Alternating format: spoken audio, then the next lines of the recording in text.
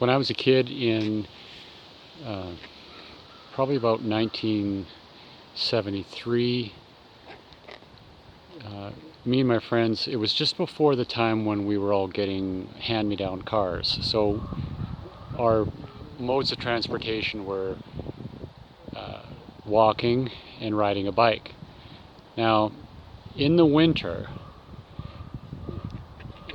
you could get from, say, home to school by bus, but if the bus didn't come at the times you wanted to be at a certain place, you could also walk.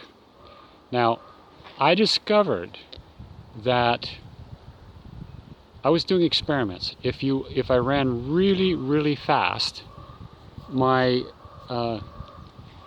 time being exposed to the freezing cold was shortened.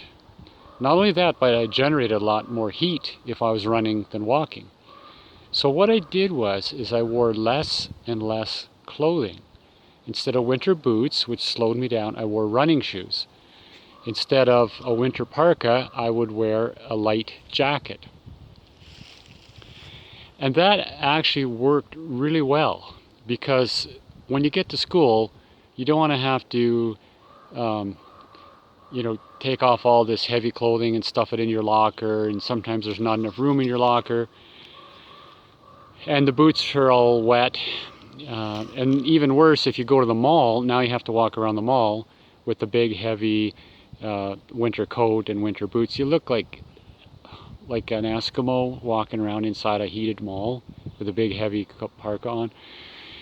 So it worked out really well. I'd get to the mall and I'd have running shoes on and a light jacket, a light leather jacket. Now, leather was important because it was really good at stopping the wind.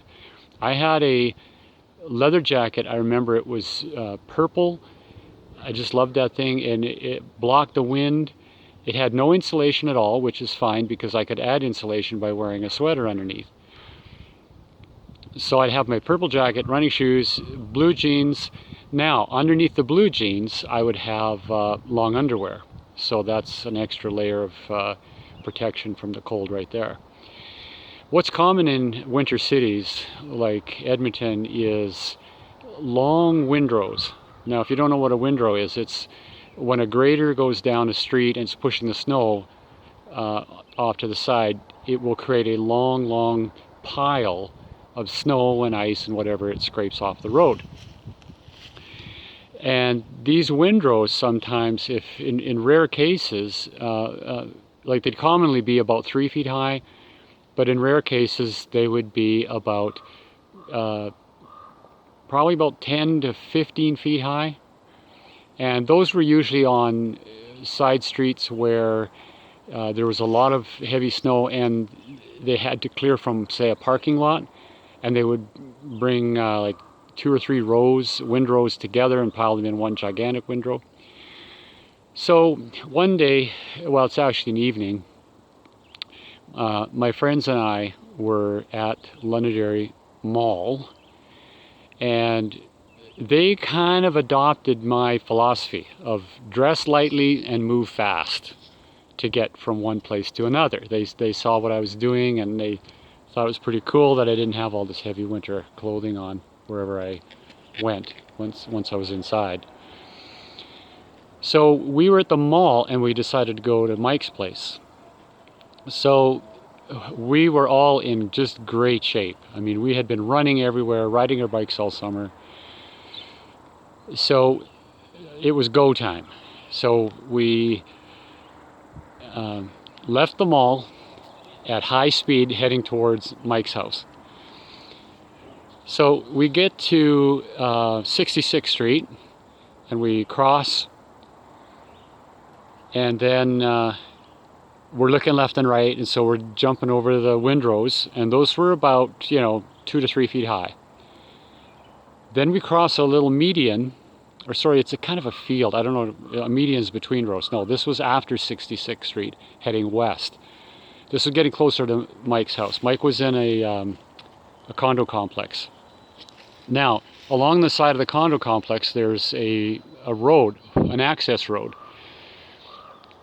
Along both sides of that access road, there was two gigantic windrows about, that was in the, more than 10 feet tall. But because people wanted to get from the condos to the mall, somebody had shoveled a little notch in between both windrows, and you could line them up. If you stood on one side, you could see the other side, like sighting a rifle. Of course, in between those windrows was a road. Now, most people would walk down that little notch in the windrow, stop, look left and right, and proceed out if there was no cars. Now, most of the time there was no cars, because this was a very seldom used road to get access to the condos, and it was only used if you came in a certain way.